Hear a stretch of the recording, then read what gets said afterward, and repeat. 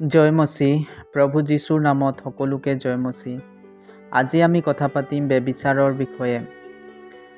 যি এইটো বিষয়ে বহুত কম ভিডিঅ' বনায় বা বহুত চাৰ্জত এনেকুৱা এই ব্যভিচাৰৰ বিষয়ে একো কোৱা নাযায়। গতিকে আমি আজি এই বিষয়টো লৈছোঁ আৰু এই বিষয়টো লৈ আমি এই ভিডিঅ'টো বনাইছোঁ। গতিকে আপোনালোকে ভালকৈ চাব আৰু এই ভিডিঅ'টোৰ মাধ্যমেৰে মই এই যিটো ব্যভিচাৰৰ পাপ সেইটো মই আপোনালোকৰ আগত ক'ব বিচাৰিছোঁ যে কেনেকৈ এই পাপ হয়।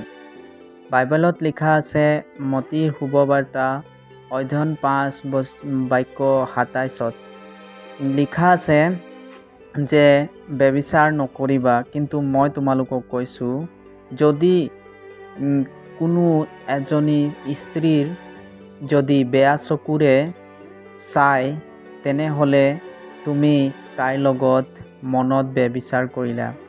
বাইবেলত স্পষ্ট ৰূপত লিখা আছে, যদি আমি বেয়া চকুৰে কুদৃষ্টিৰে যদি আমি চাওঁ তেতিয়াহ'লে আমাৰ সেইজনী ছোৱালী বা সেইজনী মহিলাৰ লগত আমাৰ এই ব্যভিচাৰ পাপ হৈ যায় বুলি প্ৰভু যীশুৱে কৈছে। আমি যদি মনত ভাবি লওঁ, কিবা এটা বেয়া মনত যদি ভাবোঁ তেনেহ'লে তাইৰ লগত সেই ব্যভিচাৰ পাপ তুমি কৰিলা বুলি যীশুৱে কৈছে।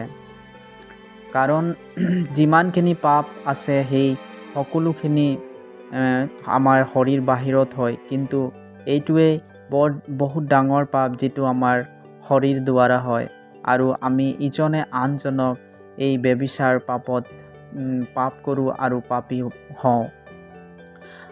কিন্তু যদি আমি ইয়াৰ পৰা বাচি থাকিবলৈ যদি চেষ্টা কৰোঁ তেনেহ'লে আমাক কি কৰিব লাগিব?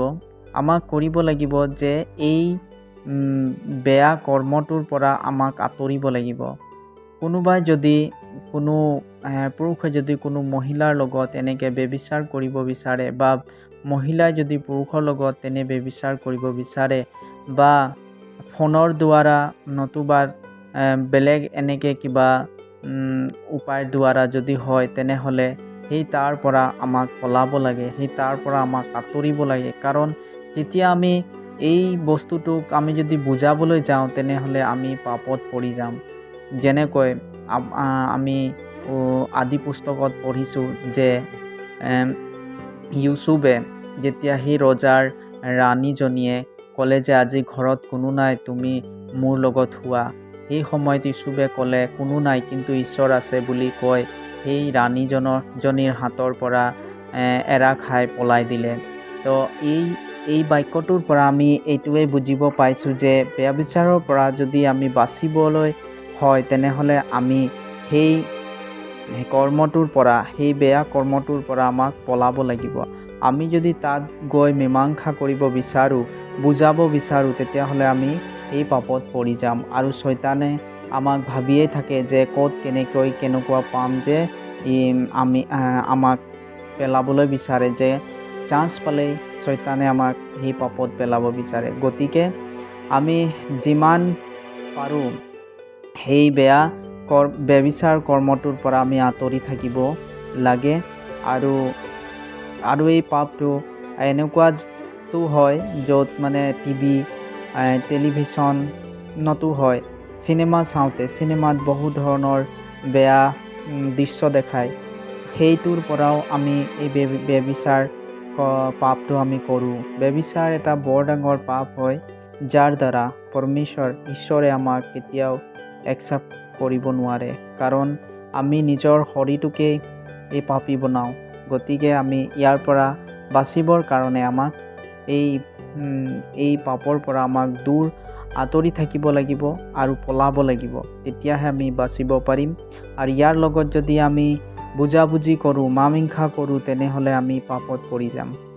গতিকে মই এই ছুটি ভিডিঅ'ত এইটোৱে ক'ব বিচাৰিছোঁ যে ব্যভিচাৰ বহুত ডাঙৰ পাপ হয় আৰু এইটো পাপ আমাৰ শৰীৰ দ্বাৰা হয়।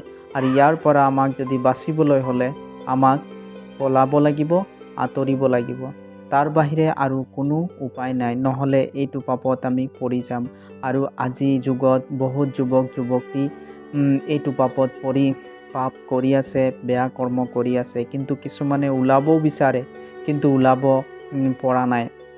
কাৰণ মোবাইলৰ দ্বাৰা ফিল্ম চিনেমাৰ দ্বাৰা আৰু এনেকৈ সৰু সুৰা ৰিলছৰ দ্বাৰা তেনেকৈ চাই মনত সেই কথাটো ভাবি মেলি সেই বেয়া কৰ্মটো কৰে। গতিকে আমি যিমান পাৰোঁ সেই বেয়া দৃশ্যবোৰ চাবলৈ এৰি দিব লাগে আৰু সেই বেয়া দৃশ্যৰ পৰা চকু আঁতৰাব লাগে। এই বেয়া যিবোৰ ভিডিঅ' আছে, যিবোৰ বেয়া ছবি আছে, সেই ছবিবোৰৰ পৰা আঁতৰি থাকিব লাগে। তেতিয়া আমি এই পাপৰ পৰা ৰক্ষা পাব পাৰিম। কাৰণ এইটো আমাৰ মনত ভৰি যায় আৰু মনৰ দ্বাৰা এই বেয়া কৰ্মটো কৰিবলৈ বাধ্য কৰি দিয়ে যে আমি এইটো কৰিব লাগিব তেনেকৈ লাগে। গতিকে প্ৰিয় বন্ধুসকল, মই এইটোৱে ক'ব বিচাৰিছোঁ যে ব্যভিচাৰ বহুত ডাঙৰ পাপ হয় আৰু তাৰ পৰা বাচিবৰ কাৰণে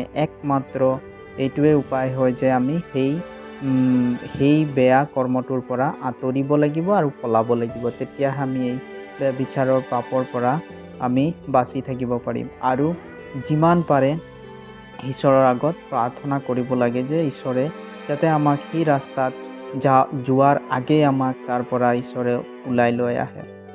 ধন্যবাদ। জয় মচি।